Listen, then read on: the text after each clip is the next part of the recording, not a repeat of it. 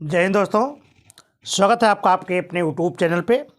दोस्तों, आज का वीडियो आपके लिए बहुत ही उपयोगी है क्योंकि आज हम लेकर के आए हैं कि भारत देश में सबसे कठिन परीक्षा माने जाने वाली, जिसमें सबसे ज़्यादा उम्मीदवार बैठने वाले होते हैं, वो है परीक्षा आपकी नीट यूजी एग्ज़ाम की। जी हाँ, आपने सही सुना, नीट यूजी एग्ज़ाम 2025 के बारे में हम लोग आज बात करेंगे कि किस तरह से इसकी परीक्षा होती है, किस तरह से कौन सी डेट निर्धारित की गई है पुख्ता, परीक्षा कैसी होती है, आयु सीमा क्या होती है, योग्यता क्या है इसकी, कैसे आप और क्या क्या इसमें जानकारी होनी चाहिए, तो हम लोग आज इसी पर बात करेंगे। तो आप सबसे पहले जाने कि नीट यूजी एग्ज़ाम का जो जिम्मा है वह एनटीए के द्वारा होती है। एनटीए क्या है? नेशनल टेस्टिंग एजेंसी है आपकी, जो बहुत ही बड़ी संस्था है जो ये परीक्षा करवाती है, उसका नाम है एनटीए। तो ये आप जान लीजिए कि एनटीए परीक्षा आपकी करा रही है, ये एनटीए के थ्रू आपकी परीक्षा होनी है। तो सबसे पहले आता है एग्ज़ाम डेट। तो एग्ज़ाम डेट क्या होने वाला है? तो दोस्तों, एग्ज़ाम का डेट आपकी हालांकि अभी अनाउंस होने वाली है, लेकिन अब ये मान के चलें कि लगभग 4 मई को आपके एग्ज़ाम, ये देखिए 4 मई दिन है आपका, रविवार 2025। इस तारीख को आपके एग्ज़ाम क्रैक होने हैं। बिल्कुल लगभग तो तय हो गया है, लेकिन अभी कुछ संभावना बस 1-2% इधर उधर हो सकता है। बाकी जाने एग्ज़ाम डेट आपकी आ ही गई है, लगभग जान लीजिए 4 मई। एनटीए बिल्कुल अनाउंस कर दे, बस हो गया, बाकी सब लगभग हो चुके हैं। तो आपको ये जानना है कि अब मई के फर्स्ट वीक में ही आपका एग्ज़ाम होने वाला है, ठीक है। अब देखिए क्या होता है, एग्ज़ाम तो आपका होगा 4 मई को। कैसे होगा? परीक्षा का मोड देखिए, ये परीक्षा का जो मोड है ये ऑफलाइन होता है 2024 में, 2023 में। इससे पहले कि आप ये जाने की जो परीक्षाएं होती हैं नीट की, वो कैसे होती हैं? ऑफलाइन, यानी पेपर और पेन से होती है, ठीक है। लेकिन आपने देखा होगा पिछले वर्ष 2024 में इतनी बड़ी धांधली गर्दी और क्या कहते हैं कि जगह जगह पर अफवाह, है ना, ये सब आई थी, भ्रांतियाँ आई थी। तो उसको दूर करने के लिए शायद, अभी तो कहा नहीं जा सकता, लेकिन शायद ऑनलाइन की भी व्यवस्था हो जाए। तो एग्ज़ाम आपका अभी तो आपका ऑफलाइन है, लेकिन ऑनलाइन भी पॉसिबल है, ऑनलाइन पॉसिबल है, ठीक है। तो इसके लिए आपको क्या करना होगा कि आपको अपने नज़दीकी किसी कंप्यूटर पर या आप अपने लैपटॉप पर उसको चलाना सीखें। उसको, उसमें क्वेश्चन कैसे अटेम्प्ट किए जाते हैं या उसमें टिक कैसे लगाए जाते हैं, क्वेश्चन, यानी कंप्यूटर चलाना आप धीरे धीरे सीखना शुरू कर दें। हो सकता है कि वो परीक्षा आपकी कैसी हो जाए? ऑनलाइन ही हो जाए, क्योंकि धांधली गर्दी बहुत हो रही है, बड़े बड़े शूटर पकड़े जा रहे हैं। तो परीक्षा मोड जो है ऑफलाइन ना होकर के ऑनलाइन हो जाए। लेकिन अभी तो कोई मतलब ये नहीं हुआ है, ऑफलाइन ही संभव है, लेकिन अगर ज़रूरत पड़ी तो ऑनलाइन किया जा सकता है। आयु सीमा देखिए, बड़ा इंपॉर्टेंट है। आयु सीमा आपकी 31 दिसंबर 2024 को, 31 दिसंबर 2024 को, ध्यान रखना, 31 दिसंबर 2024 को आपको 17 वर्ष हो जाना चाहिए। 31 दिसंबर 2024 को, सॉरी 24 को कितना होना चाहिए? 17 वर्ष या इससे ज़्यादा हो, यानी इससे कम ना हो, ये आपकी आयु सीमा है। तो अभी तो मिनिमम आयु के लिए कहा गया है। अपर आयु तो भी मतलब अपर आयु के लिए, यानी अपर एज के लिए अभी कुछ कहा नहीं जा सकता।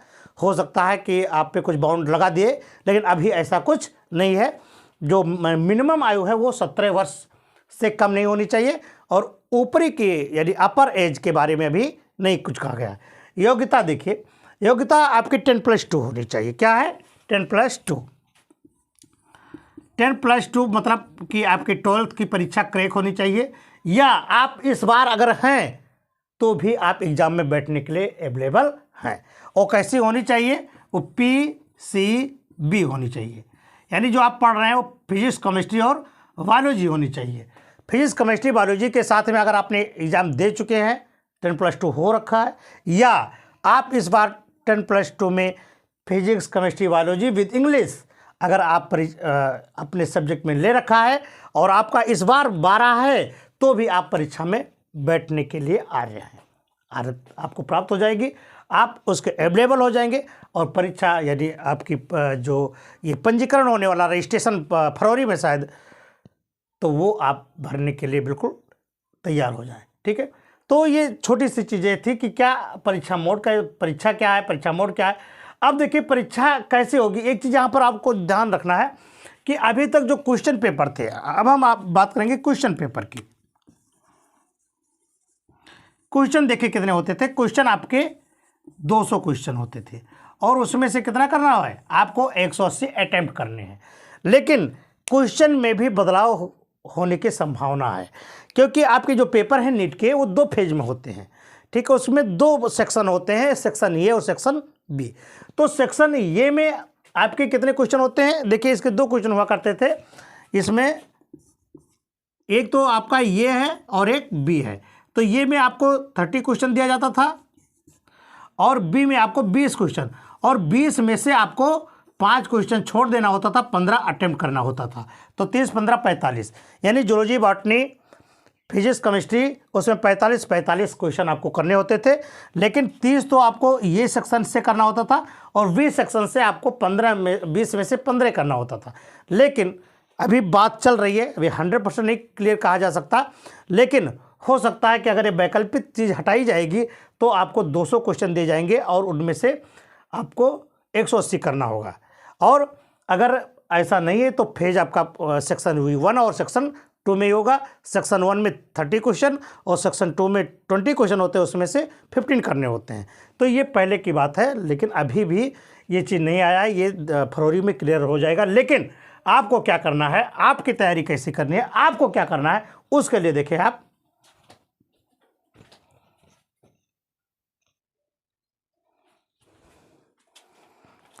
तो जो तैयारी कर रहे हैं हमारे स्टूडेंट्स, उनके लिए सबसे पहले क्या होता है, पाठ्यक्रम।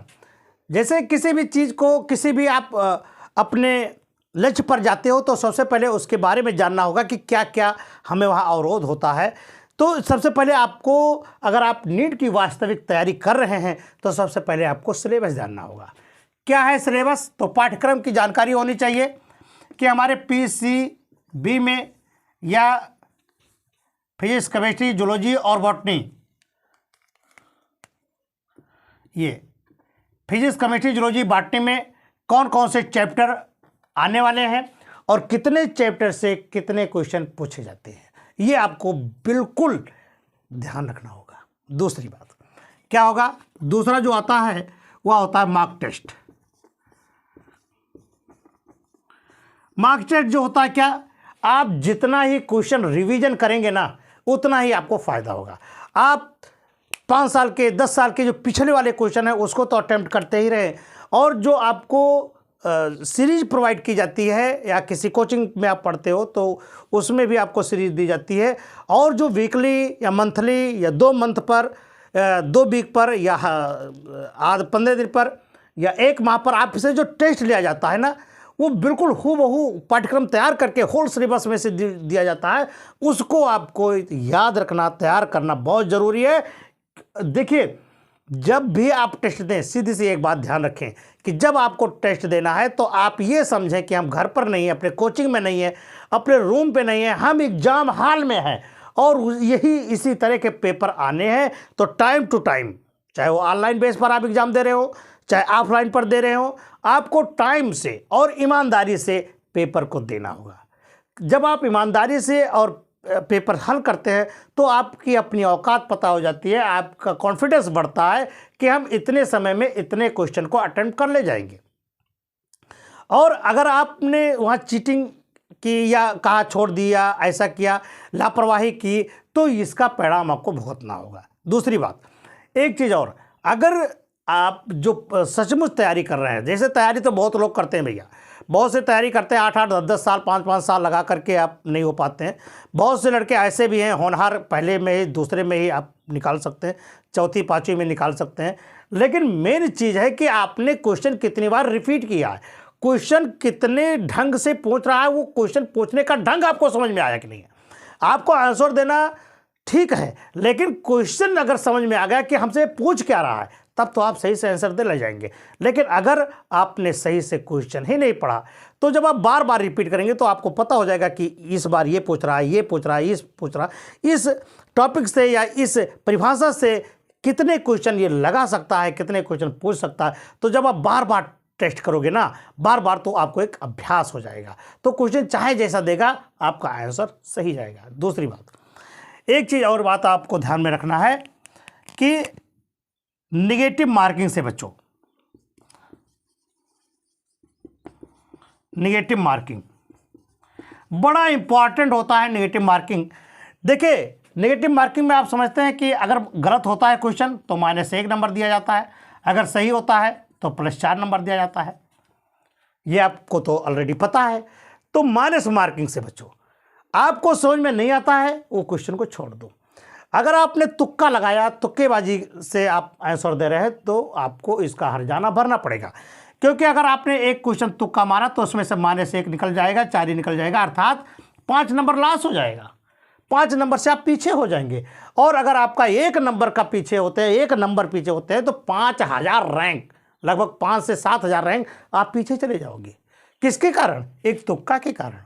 तो तुक्का आपको नहीं लगाना है। जो क्वेश्चन आप जानते हो उसको अटेम्प्ट करने की कोशिश करो, और जो नहीं जानते हो उस पर ना तो समय बर्बाद करो और ना अपनी किस्मत तो कुछ होती नहीं है, तो आप समझते ही हैं। तो जितने क्वेश्चन आपको 100% श्योरली आते हैं, उसी को आपको अटेम्प्ट करना है। यानी नेगेटिव मार्किंग से आपको बचना है। आप क्वेश्चन तो बहुत से बने बच्चों को देखा है कि वो सिलेक्शन तो इसी से हो जाता, लेकिन वो टॉप के चक्कर में कि हम और आगे कर लें, और आगे हो जाए, और आगे हो जाए, इससे उनका माइनस में जाता है और वो अपनी परीक्षा से ही वंचित हो जाता है, अर्थात उस रैंक से बाहर हो जाते हैं। तो कभी ये गलती आपको नहीं करनी है। आपको नेगेटिव मार्किंग से बचना होगा। ठीक है, जब सभी कदम आप सुचारू रूप से धरेंगे और कुशलता से धरेंगे, तभी आपको सफलता मिलेगी। पिछले साल आपने देखा है कि 24 लाख लड़के, लगभग 24 लाख प्लस, 24 लाख के आसपास बच्चों ने एग्ज़ाम दिया था। इस बार 2025 में सीधा 1 लाख 2 लाख तो बढ़ना ही है। 24 में 24 लाख और तो 25 में 25-26 लाख हो जाएगा। नहीं तो उसमें अपनी जगह बनाना असंभव नहीं है, लेकिन मुश्किल ज़रूर है। तो ये मुश्किल ना होने पाए, इसके लिए आप इसको मद्देनजर रखेंगे।